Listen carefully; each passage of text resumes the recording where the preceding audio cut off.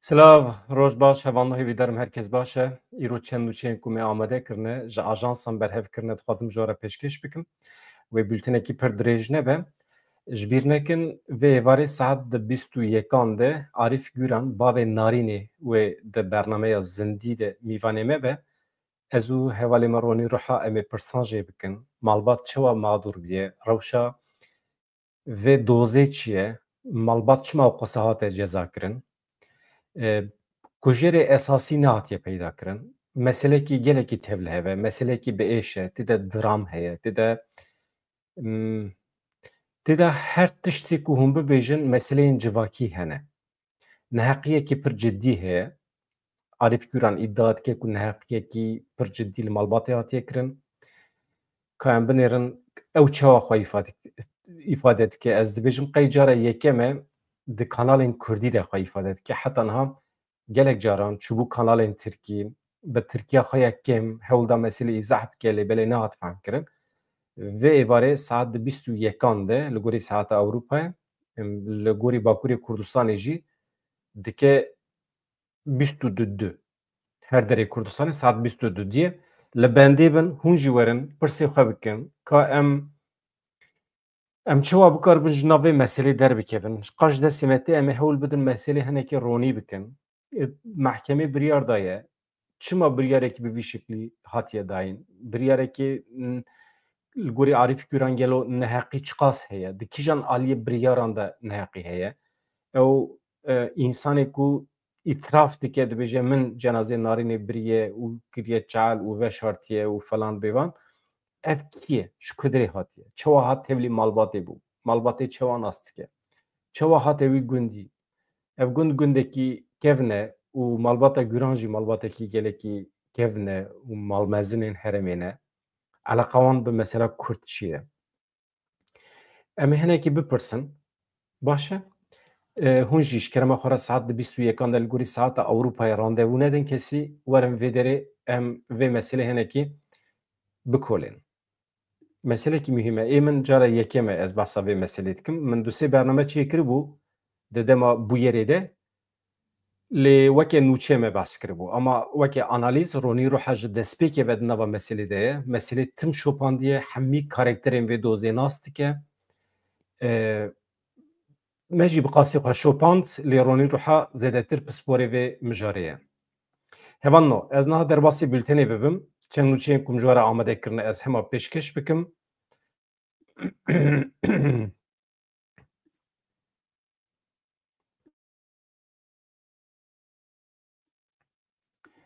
Ez hema herim manşeta xwe bînim, ez pir hez dikim wisa manşetê par vê bikim bi we re. Meqsed heval zanibin çi heye, çi tune, îro mijara me ya esasî çi ye? Em îro behsa vê meselê dikim, Parlamentoya Tirkiye biryara şer, biryar da ku bikaribe bikeve Sûriyê hem li hember İsraîlê û hem jî li hember Kurdan li Rojavayê Kurdistanê. Ev tezkere de parlamentoyê de derbas bû. Hemî partiyên siyasî Tirkiye erê kirin ji bilî Dem Partiye elbet, normal e. Hedef hem İsraîlê hem Rojavayê Kurdistanê ye. Wekî din Ahmed Şara xwe îfade kiriye di derbarê bûyerê de İsraîlê sûcbar dike. Bi kaos, bi derxistina kaosê lê di mesela Swêdê da di êrişa li ser Durziya da ez dibêjim îfadeyê wî têrê nake. Sûçê ku li wê derê li hember mirovahiyê hatiye kirin, Ahmed Şara tam behs nake. Ev jî însana dixe nava tirsofikara. Ahmed Şara tam li xwe mikûr nehatiye. Daxuyaniya Heteşê ya Rêveberiya Şamê wê rojê hebû berê du rojan, yan jî duh bû. Nexirabû lê daxuyaniya Şara da dîsa tehdît heye. Dibêje em vekişiyan ji ber hin sedeman. Me nexwest em serê milletê Sûriyê bixin belayê, me nexwest em vî milletî ji nû ve bixin nava şerê li hember İsraîlê dibêje. Ka ez hema du dorê de dest pê bikim hevalno, ji kerema xwe re ji bîr nekin, ez zanim ji duh ve ji pêr ve hevalên ku bûne abone hêjmara wan gelekî zêde ye, ez ji we re spas dikim. Lê em hêjî negîştine 20,000. Nîvê hevalê me ê temaşevan nebûne abone. Ez dibînim di statîstîkan de nîvê temaşevanê me abone ne, nîvê wan ne abone ne. Rêcam ji we ev e bibin abone, hêjmarê hinek zêde bikin ji bo me baş dibe, ji bo temaşe kirina kanala me ji bo me mühim e. Ez hema bi meselên li Tirkiye dest pê bikim. Lejneya giştiya parlamentoya Tirkiye li hember êrişên İsraîlê yên li Sûriye tezkereya Sûriye qebûl kir. Li lejneya giştiya parlamentoya Tirkiye doh tezkereya Sûriye bi îmzaya serokê parlamentoyê Numan Kurtulmuş hate xwendin. Di lejneya giştî de parlamenterên AKP, ên CHP, ên MHP, ên İYİ Partî, ên Yeni Yolê dengê erê bikaranîn. Parlamenterên Dem Partiyê jî dengê xwe bikar neanîn. Ev tezkere rê dide artêşa Tirkiye ku li Sûriye û Rojavayê Kurdistanê operasyonên leşkerî pêk bîne. Ya rastî ez tam nizanim li dij derketin yan dengê xwe bikar neanîn. Di wê meselê de agahiyekî pir zelal li ber destê mitûne ye. Ez bêjim mühîm e, helwestekî giring e. Gelo dengê xwe bikar anîne gotine na yan bê alîman e. Ve ya da şik û şûbha me heye ez rast nehatime.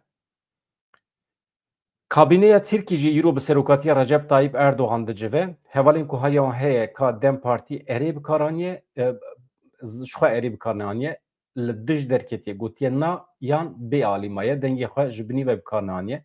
Hevalên ku agahiya wan hene, ji kerema xwe re hema wekî ser mesajê par vekin, ez bikaribim bigînim hevala.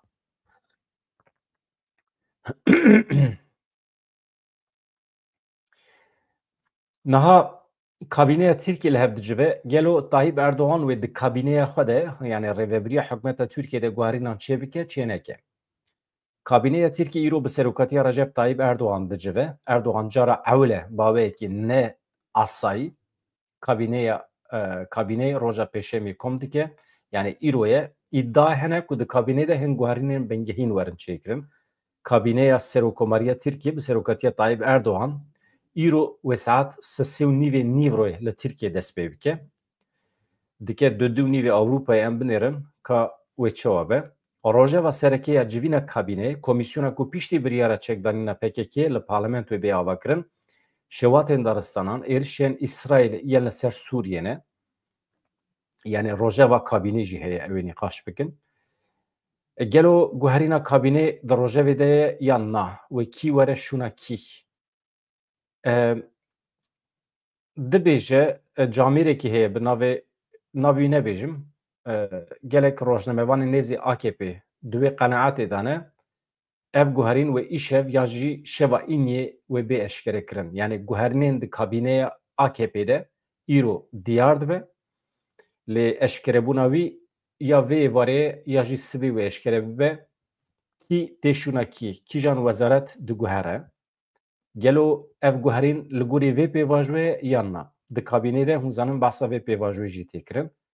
Wekî din tiştek ku hûn merex dikin avabûna komîsyonê ye. Komîsyon kengê ava dibe, kengê biryaran digre, kengê dikeve nava fealiyeta pratik êdî. Dereng mane, gelek dereng mane. Em çima dibêjin dereng maye? Em li bendê ku hemû heval û dostên me ê ku ji dawa Kurd û Kurdistanê hatine girtin tev serbest werin berdan. Em li bendê ku hemû heval û hogirê me yê li Ewropayê yê derketine Tirkiye yê çûne serê Çiyê yê di nava gerîla de hemî karibin vegerin Bakurê Kurdistanê û Tirkiye bikaribin xizmetê bikin ji miletê xwe re. Daxwaza me ev e. Ji ber vê em dibêjin ev neheqiye, dewleta Tirkiye divê di zûtirîn demî de biryaran bigire. Lew maye em dibêjin dereng maye. Ecela me ev e. Ecela dewleta Tirkiye tune ye. Niha hevanno. Serokê Meclîsê Numan Kurtulmuş di derheqê komîsyona ku wê ava bibe, yani ya ku hatiye plankirin, di çarçoveya pêvajoyê aştî û civaka demokratîk de wê ava bibe. Vexwedname ji partiyên siyasî re şandiye, dawetname. Cîgirên serokê koma partiyên siyasî yên ku li meclîsê nûnertiya dikin, 18 tîrmeyê de saet di dehan de ji bo civînekê hatine vexwendin. Ji nûnerên partiyên siyasî yên li meclîsê yên nayên temsîlkirin jî, ew jî hatine vexwendin. Ji wan jî hate xwestin ku ji her partî nûner werin tevlî bibin. Îro 17 tîrmehê ye, sibê 18 tîrmehê ye. Yani sibê saet di dehan de nûnerên partiyên siyasî wê li hev bicivin ji bo avakirina komîsyonekî. Çend partî wê çiqas endamê xwe tevlî vê komîsyonê bikin, em zanin ji 35 kesan wê pêk were. 5 5 kesên divê komisyonê de ji partiyên dervey parlamentoyê ne. Yani yan jî dervey parlamentoyê nebêjim, partiyên ku komê wan li meclîsê tune ne. Nava xwe de 5 kesan diyar dikin. Di civînê de wê gelek mijar li ser navê komisyonê damezrandina wê a berêya qanûnî yan jî înîsyatîfa serokê parlamentoyê wê were rojevê. Eger di hevdîtinê de biryareke li ser çawaniya avakirina komisyonê were dayîn wê amedekariyekê nivîskî li ser prensîp, li ser pîvanê wê jî wê were çêkirin. Piştî van nîqaşan, piştî van amedekariyan wê Kurtulmuş yani serokê parlamentoyê avakirina komisyonê îlan bike, partiya Dem Partiyê berdevkê Kongreya HEDEKê Meral Danış Beştaş, Vekîlê Antalya Serwan Oluç, Vekîlê Stenbolê Cengiz Çîçek ji bo komisyona ku tê plankirin were avakirin hatine diyarkirin. Ka em binêrin daxuyaniya Dem Partî hebû li ser vê meselê. Di nava xwe de yani Dem Partiye çend kesa diyar kiriye yek Meral Danış Beştaş, Saruhan Oluç, Cengiz Çîçek. Hersî dibin endamên vê komisyonê ji partiya Demê.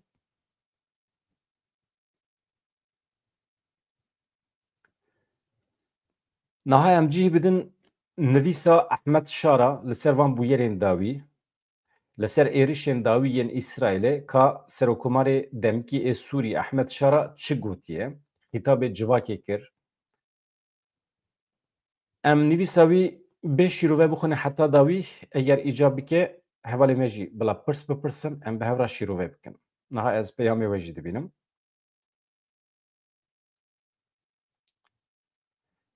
Erê hevalê hêja tamam. Wekî din ez li peyamê we dinêrim ka we çi nivîsandiye ji bo van pirsê ku min ji we pirsîn hevano. Tu dibêjî Hakan Fidan Qesedê tehdît dike, YPG tehdît dike, rast dibêjim. Ev tişta ku ev tezkereya ku ji meclîsê derbas bîye bi temamî ji bo êrişa li ser Rojavayê Kurdistanê ye. Yani amedekariyê zemînekê amede dikin. Do Hakan Fidan pir bi awayekî vekirî hêzên YPG Qesedê tehdît kirin. Cef li wan xwar ku korîdor venekin. Korîdor venekin. Yani ew korîdora ku em behs dikin, milletê durzû dawe li Qesedê kirin ku werin hawara wan. Qesede mecbûr e biçe hawarê. Korîdor vedibe di navbera Dêrezor û Swêda da însanê ku bixwazin werin derbasî Rojavayê Kurdistanê bibin derbas dibin. Dewleta Tirkiye tu heqê dewleta Tirkiye tune müdaxele bike û eger îcab bike Qesedê dikare di nava durziyan de artêşekî jî ava bike û perwerdeya eskerî bide dest pê kirin. Vaya heqê wan e. Milletê Sûriye di nava xwe de çawa bixwazin wisa biryar didin. Her millet qedera xwe bi xwe tayîn dike. Ji ber vê Hakan Fidan dikare bi meseleyên xwe ê Tirkiye re eleqedar bibe. Millet birçî ye, perîşan e, nikare biçe bazara, maaşê wan têrê nake, bila hene biçe bi karê xwe re eleqedar be. Fitne fesadiya Hakan Fidan ya li Rojava tê zanîn. û îcab nake gef li hêzên Kurdan bixwe. Eger hêz û quweta we heye bila van meseleyên xwe navxweyî hel bikin li Tirkiye, heta doza Kurd a li Bakurê Kurdistanê dikarin hel bikin. Mala we ava hevano. Ev peyama Kemal Ermühîm e, ji kerema xwe re biacîbînin û parve bikin. Niha ez cih didim axaftina Ehmed Şara ka çi dibêje. Serokkomarê Sûriye Ehmed Şara diyar kir ku wan ewlehiya parêzgeha Swêdayê radestê hêzên herêmî yên durziyan kiriye. Sebeb çi ye jî eşkere dike.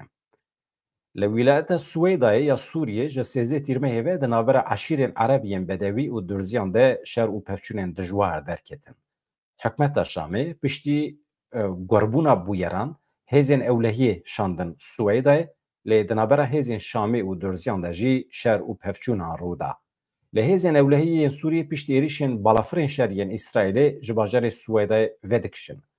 Mesele ne tenê êrişên İsraîlê jî divê em bizanibin êrişên heqareta li hember rûspiyên Durziyan pêk hatin, komkujî pêk hat li salonan, li îbadetgehan, li deverên cuda millet hat gulebaran kirin, Rûspiyên Durziyan hatin bêrûmetkirin, Stumêl û rûyê wan hate birîn, li ser medya civakî parvêkirin, gelek kes bi gulebaranê hatin qetilkirin. Ehmed Şara behsa vê nake, me gotibû em heta dawî bixwînin paşê.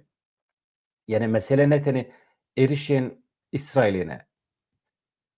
Êrişên İsraîlê wisa buxa rûne dan. Piştî van bûyerên bêrûmet İsraîl mecbûr ma êriş bike, gelek rexne jî hebû, daxwaza miletê Sûriyê bû jî. Serokkomarê Sûriyê Ehmed Şara li ser van bûyeran vîdeoyekî belav kir û got gelê Sûriyê bi qurbanîdanên xwe ji bo azadî û rûmetê serkeftinên mezin bi dest xistine. Wî diyar kir ku ew li hember hewldanên İsraîlê yên ji bo tekdana aramiyê yên ji bo çandina fîtne û fesadiyê ew ê bisekinin. Şer her wiha balkişan ser bûyerên li wîlayeta Swêdayê rola navbênkariya Amerîka, welatên Ereb, Tirkiye ya da rawestandina alozyan de. Vê derê de em dibînin ku Amerîka û hin welatên Ereban û Tirkiye ketine navberê ji bo ku ev alozî rawestin, ji bo ku hêzên HTŞ vekişin ji wê derê.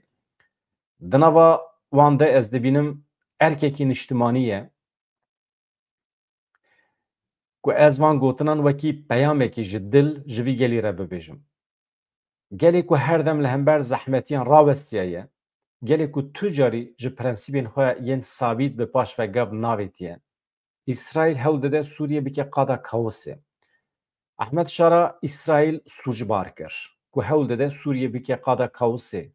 Axaftina xwe wiha doman, rejîma İsraîlê ku her dem armanca wê tekdana aramiya me ye, armanca wê tekdana huzûra me ye, fitne û fesadiyê diçîne dajo di nava welatê me de, em dibînin ku niha carekî din hewl dide ku axa me ya pîroz veguherîne qadeke bê serûber ya kaosê. Armanca İsraîlê ji vê yekê ew e yeketiya gelê me têk bibe, hêz û quweta me ya ji bo pêşveçûna di rêya jinûva avakirinê de lawaz bike. Ehmed Şara amaje pê kir ku Sûriyeyan di dîroka xwe ya dirêj de her cure cudabûn, dabeşbûn red kirine. Ya ve gotina cudabûn û dabeşbûn çi qastî bikaranîn ji aliyê hin dewletan ve Tirkiye jî wisa ye, Sûriye wisa pir ecayîb ditirsin. Em perçe dibin, em dabeş dibin. Ya hûn rengarengin, Durzî hene, Kurd hene, Ereb hene, hûn rengarengin. Ji xwe dabeşkiriye, ji xwe perçekiriye. Her millet eger xwedî xusûsiyetekî cuda be, cuda ye. Yani tu nikarî ji Durziyan Ereb derbixî. Tu nikarî ji Kurdan Ereb derbixî. Ne mümkün e. Komara Sûriye eger tu weke komara Erebî îlan bikî, wê demê cudabûn çê dibe. Dibe eger veya ji bo İsraîlê dibêje, dibe merûv xwedî hêzeke mezin be, ev nayê wê maneyê ku merûv serkeftî ye ji İsraîlê re dibêje. Dibe ku tu karibî şer bidî dest pêkirin. Lê ne hêsane ku tu encama vî şerê kontrol bikî. Em zarokên vê axê ne, em dikarin hemû hewldanên İsraîlê yên ji bo perçekirina me têk bibin. Banga yeketiya niştimanî kir. Ev gotina wî balkêş e, mesela ji İsraîlê re dibêje, ev ji bo Kurdan jî derbasdar e. Mesela dibe ku hêz û quweta te hebe, dibe ku tu karibî şer bidî dest pêkirin, lê ne hêsane ku tu encama vî şerê kontrol bikî. Yani ev gotinekî universel e, merûv Kurd dikarin ji dewleta Tirkiye re jî aynî gotinê bibêjin. Yani tu dikarî êrişî Kurdistanê bikî, tu dikarî tarûmar bikî, tu dikarî her tiştî bikî di mesela wêrankirinê de. Ama encamê tu nikarî kontrol bikî. Ji destê te tişe, tu jî pêra hildiweşî. Ev gotina Ehmed Şara rast e. Lê ne gotina wê ye. Gotinekî gerdûnî ye, evrensel e yani. Rast e. Ehmed Şara dibêje balkişan ser yeketiya milletê Sûriyê em zarokên Sûriyê em baş pê dizanin kî hewl dide me bikişîne nava şer. Haya me jî heye, çavê me vekiriye, em dizanin kî hewl dide me perçe bike. Em ê derfet û îmkanê nedin wan ku gelê me bixin nava şerekî ku ew dixwazin li ser axa me gur bikin. Wê her wiha destnîşan kir ku dewleta Sûriye dewleta her kesî ye. Ji bo jinûva avakirinê divê her kes, hemû gel li dora dewletê bicive, berjewendiya welat li ser berjewendiyê kesane ببینه و yani menfaatê xwe nedin pêşiya menfaatên netewî. Bi taybetî behsa rewşa durziyan jî dike ka em hinek behsa wê bikin li ser Swêdayê rewşa durziyan da çi dibêje eğer mühim jî ew e em cih nedin propagandaya wî ez bi taybetî divê gotara xwe de xîtabê gelê me durzî dikim ew beşeke resen kevin a vî welatî ye. Sûriye wê tu carî nebe ciyê dabeşbûnê û çandina fîtne û fesadiyê em teqez dikin ku parastina maf û azadiyên we ê milletê durzû yek ji pêşengiyên me ne, eveliyetên me ne. Şer Ahmed Şara eşkere kir dewleta Sûriyê di hemû saziyên xwe de hewl daye şerê navxweyî li Swêdayê di navbera komên çekdar de rawestîne. Li gorî Ahmed Şara hinek komên derqanûnî çete ji aliyê derve ve hatine şandin, teşwîq kirin, hewl dane rewşê alostir bikin. Berpirsyariyê nagire ser hêzên HTŞ, hin komên çete ji aliyê derve ve hatine teşwîq kirin dibêje. Wekî din da zanîn ku eger navbenkariya Amerîka, welatên Ereb eger navbenkariya Tirkiye nebiya, wê rewş ber bi şerekî vêkirî ya bi İsraîlê re biçûya. Me berjewendiya Sûriyeyan li ser kaos û wêraniyê girt. Yani me menfaatên milletê Sûriyê xist pêşiya kaos û wêraniyê. Ji ber vê yekê me biryar da em hinek komên çekdar yên heremî û şêxên eqil yani rûspiyê wan bi berpirseriya parastina ewlehiya li Swêdayê erkdar bikin. Yani me biryar daye em hinek rûspiyên durziyan û hin komên çekdar yên li heremê wezîfedar bikin ji bo ewlekariya heremê û ji ber vê me xwe vekişand.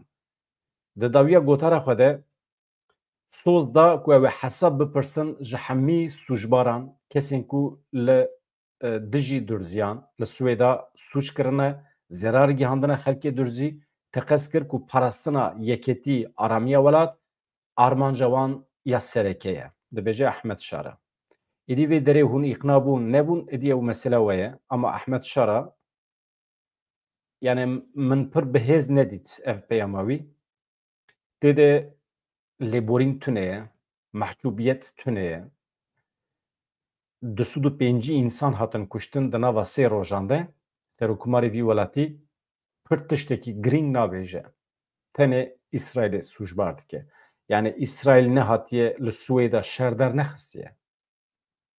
Li navçeya Kutê ya parêzgehê ya Iraqê, parêzgeha Wesîtê ya Iraqê agir bi marketekî ketiye. Bi dehan kes şewitîn di wê avahiyê de rêveberiya polîsan ya Kutê ragihand ku ji ber sedemeke ku hê jî nayê zanîn agir bi hîpermarketa Kornîşê ketiye hemû tîmên parastina sîvilan yên wezîfedar hewl dane agir vemirînin li gorî agihiyên bi dest ketine bi dehan kes şewitîne jiyana xwe ji dest dane. Wasîte di derbarê yani waliyê Wasîte di derbarê agir de şewatê de daxuyaniyekê daye diyar kir ku Mihemed El Meyahî yani walî bixwe çavdêriya bûyerê dike. Tîmên parastina sivîl karîne xwe bigînin kesên ku li qatên jorînin avahiya ku agir pê ketiye. Heta niha herî kêm 5 kesan jiyana xwe ji dest daye. Di nav qurbaniyan de jin û zarok jî hene. Avahiya ku agir pê ketiye sê qatiye. Restorant xwaringeh jî lê hene. Ji kenema xwe re baldar bin ev dikare li Tirkî jî pêk were. Ev alişverîş merkezî. Ev ciyê ku pir qelebalix e agir şewat tim dikare derkeve yan jî karhesatên din dikarin derkevin divê mirov hinek baldar be êdî mirov nikare çi bike. Niha hevano li navçeya Pîlûrê ya Dêrsimê li Bakurê Kurdistanê brûskê lê xist keriyê pez telef kir binirin hevano. Ev der Dêrsimê ew kesê ku miyê wî telef bûne jî ev camêre. Ev camêre dibe keda min a 2 salan e binirin dibe keda min a 2 salan e. Ka em nûçe bi her ve bixwînin? Ez pir hez dikim nûçeyê wisa bi we re bixwînim. Li navçeya Plûriya Dêrsimê li Bakurê Kurdistanê brûskê lê xist geriyê pez telef kir bûye li Zozanê Kanî gasekê yên li ser çiyayê Mûzûrê qewimî barana gor ya ku doh piştî nîv ro dest pê kir li hinek deverên bilind bandoreke neyînî li jiyanê kir. Dema ku geriyê pez ê Mürsel Bulut li Zozanan diçêriya brûskê lê xist di süd serî mêşin telef bûn. Zozanê Kanî gasekê 2500 metre ji asta deryayî bilindtir e. Piştî barana gor brûskan li keriyê pez daye. Yekî sal nehiştiye. Kedû xebata min a 2 salan temamî çû. Mürsel Bulut ê ku îdara xwe debara xwe bi xwedîkirina pez dike, diyar kir ku ew di şert û mercên zehmet de li van çiyayan debara xwe dikin. Ji ber lêdana brûskê di süd pezê min telef bûn. Kedû xebata min ya 2 salan temamî çû. Ez mağdûrim. Ji kerema xwe re alîkariya me bikin. Ev çi ye? Hevanno ji bo destpêkê super chat bikirin. Vaya moderatörê vaya ne ez min moderatörê kanalekî kanalek yêdege ez vê bînim bîra weş kerema xwe re dedî hûnzanin çi tê serê me YouTube'ê de em nizanin. Kanala me gelekî pêş ketiye. Dibe ku hin derdorên xêr nexwaz êrişî kanala me bikin, bigirin, zirar bidine. Qet nebe kanalekî me yêdek hebe. Evaya kanala min a moderatör e. Hin heval birêve dibin. Eger hûn bikaribin ji niha bibin abone pir baş dibe. Ji bo vê kanalê jî ji niha bila amade be.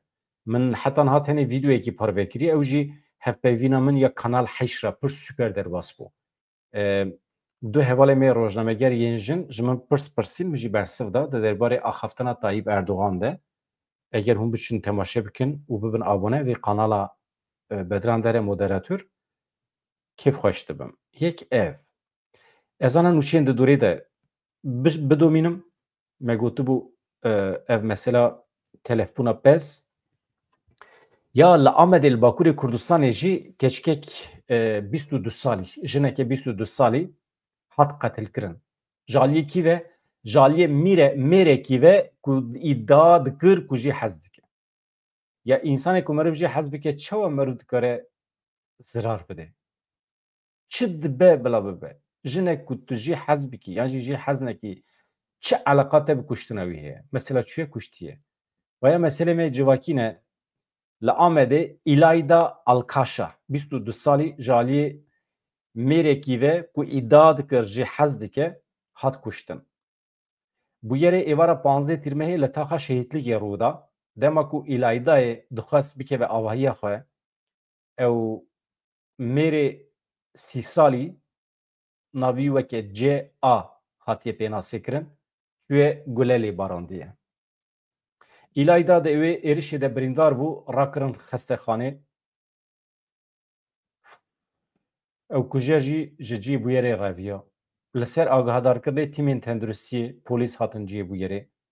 Piştî mudaxeleya ewil İlayda Alkaş rakirin nexweşxanê lê digel hemî mudaxeleyan jî nefilitî li xestexanê jiyana xwe ji desta jina me ya ciwan a 22 salî İlayda Alkaşa. Tîmên tenduristiyê cenazê wî ji bo karûbarên otopsiyê birine saziya tiba adlî çi îcab neke otopsî yani mêrekî çûye gule berdayê kuştiye lêpirsîn hatiye destpêkirin filan bêvan. Yani meriv şaş dimîne. Çi ye yani? Muhakkak kêfa keşkê jê ra nehatiye. Muhakkak keşkê terciya xwe bi şiklekî din kiriye. Ya tu yê bibî para min ya tu yê bibî para gorê. Tiştekî wisa ye.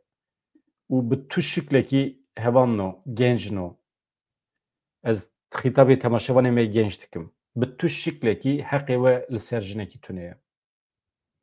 İnsanekî ji we hez kir, ji we hez nekir, tevê menê ku te nekariye xwe bidî hez kirin. Temamî kêmasiyetê ye. Eger tu camêr bî, însan bî, medenî bî, xwe pêş bixî, zana bî, xwedî kültûr bî, eger hêz û quweta te hebe tu xwe bidî hez kirin, tu ji aliyê pir însana ve dikarî werî hez kirin. Wê pir jin ji te hez bikin, wê pir qîz ji te hez bikin. Ev ye ji bo eynî qîza jî dibêjim. Yani hûn bixwazin werin hezkirin ji aliyê mêran ve mêrên însan, mêrên medenî ve divê hûn asteya xwe bilind bikin. astaya xwe ya civakî, zanîna xwe, kültûra xwe hûn bilind bikin ku ji aliyê însanên xwedî kültûr ve werin hez kirin. Binêrin. Yani eger tu pîzekî genç bî, tu zanîna xwe bilind nekî, asta xwe bilind nekî, hevala hogirê te jî dibimîne te. Wê demê tu bi muameleyekî ne medenî re rûbirû dimînî. Yek çare heye li pêşiya xwe, li pêşiya we asta xwe, zanîna xwe, kültûra xwe bilind bikin. Hem ji bo mêra, hem ji bo jina. Wê demê hûn bi kesên asta xwe re tên rûbirû hevaltî dikin.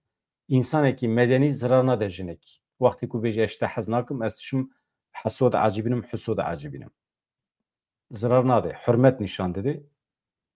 Mesele ew e. Yani ev mesele dualî ye. Me değişîne. Yani em me keçekê xwe ya 22 salî wan da kiriye, îro kuştin çêdibin di nava civaka me de veya ji bo me bêrûmetî ye ji bo civaka me. Em naxwazin tiştî wisa nava civaka me de çê bibe. Em vana heq nakin. Mesela bu yerekî din jî heye hevano. Li Amedê dîsa, li Kudrê li Kayapınarê, di şerê çekdarî de di navbera malbatên eqrebayê hevûdû de 2 kes hatine kuştin binêre. Eqrebayên hevûdû şer kirine 2 kes hatine kuştin. Nîqaşekî di navbera malbatan de li ser nakokên erdê şer derketiye. Li kolana 205 taxa medyayê. Li wê derê jî di navbera wan de ev pevçûn veguheriye şerekî. Gule sîleh hatine teqandin. Piştî wê 2 kes hatine kuştin. Yek 44 salî, yek jî 47 salî. De ji were din ji nav derkeve. Ew jî meselekî bi vî şeklê ye. Niha hevano tiştekî din heye dixwazim nîşanê we bidim. Kevintirîn girtiyê siyasî yê Fransayê Abdullah tê tehliye kirin. Mirovê herî kev di zîndanê de maye. Ew niha serbest tê berdan. Kî eva camêre? Ez niha fotoğrafî wî nîşanê we bidim. Adaleta Fransayê di derheqê George İbrahim Abdullah de ku zêdetirê 40 salî girtiye, biryar da di 25 tîrmehê de were tehliye kirin, serbest were berdan. Ev çîroka wî hinekî ji were bêjim, balkêş e, eleqa wî bi Filîstînê heye. Dadgeha Temyîzê ya Parîsê li gel biryara xwe ya 17 tîrmeha 2025 tehliyekirina aktivîstê Lubnanî George İbrahim Abdullah erê kir. George İbrahim Abdullah ji alî alîgirên xwe ve weke kevintirîn girtiyê siyasî yê Fransayê tê pênasê kirin. Ji sala 1999 ve ye tevî xwediyê mafê tehliye ya bi şert bû jî nedat berdan. İbrahim Abdullah di sala 1951 de ji dayîk bûye, Xristiyan e, endamê eniya rizgariya gel ya Filîstînê ye, yek ji avakarê rêxistina Marksîst ya fraksiyona çekdarî ya şoreşkerî ya Lubnanê ye, jê re dibêjin FARL. Di sala 1979 de hatiye damezrandin. Vê rêxistinê du suîqastên li dijî rayedarên Amerîkî û İsraîlî pêkanîne di sala 1992 de. Rêxistinê li Fransayê bi tevahî 4 êriş pêkanîne. Di her çalakiyan de hin kesan jiyana xwe ji dest dane. Abdullah di sala 1984 de li bajarê Lyonê yê Fransayê bi pasaporta Cezayîrî hate girtin. Di sala 1986 de bi sûçê bikaranîna belgeyên sexte, bi sûçê gerandina çek û teqemeniyan û her wiha bi sûçê endametiya rêxistinê 4 sal cezaya hepsê lê hatibû birîn. Lê di sala 87 de bi hinceta ku alîkarî daye suîqasta du dîplomatan cezayê müebbetê lê hate birîn. Ji sala 2009 ve jî hemû serêlîdanên wî bi hinceta ku poşmantî nîşan nedaye hatibû redkirin. Li gorî alîgirên wî, hikûmetên Fransayê li hember wî serî li tolhildaneke siyasî didin, herî da wê jî mehkeme deraza îdarî ya Fransayê daxwaza wî ya tehlîkirina bi dersînorkirinê red kiribû. Ev biryara da wî ya ji aliyê dadgeha Parîsê ve hate dayîn piştî kampanyayên piştevaniya netewî û navnetewî ku bi salan e berdewam dikin hate girtin. Ji bo serbestberdana George Abdullah hikûmeta Lubnanê jî gelek caran ketibû dewrê. Çav li rêya ku piştî tehliyekirina George Abdullah ji bo Lubnanê were dersînor kirin. Di sala pêncî de hatiye dünyaya yani hûn bêjin pêncî û yek 2000 de yani heftê û pênc salî ye. Heftê û pênc salî ye. Anha. Genç ketiye hundir heftê û pênc salî derdikeve û tevlî hin meseleyên siyasî bûne li Ewropayê.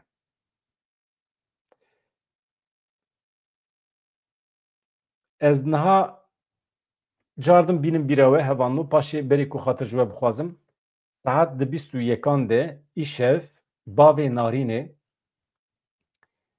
wê mîvanê me be ez hemaviya jî bînim ser ekranê Arîf Güran bavê Narînê vê êvarê dibe mîvanê me bi tevî Ronî Rihara em ê pirsan jê bikin doza Narînê em ê hinekî kûr bikolên em ê hinekî hurmetkar tev bigerin li hember birêz Arîf Güran bavekî bi êş e pir kişandiye birayê wî kurê wî hevjîna wî hemî di hepsê dane bi muebetê hatine cezakirin malbata wî per perîşan bû heqaretên mezin li malbatê hate kirin sûcbariyên mezin ê bêexlaqî li malbatê hate kirin qismekî wan sûcê rojnamevanên Tirkiye jî em hinekî meselê bikolên baş e li benda me bin saet 21 de randevû nedin kesî bi hêviya rojên xweş azad dem baş.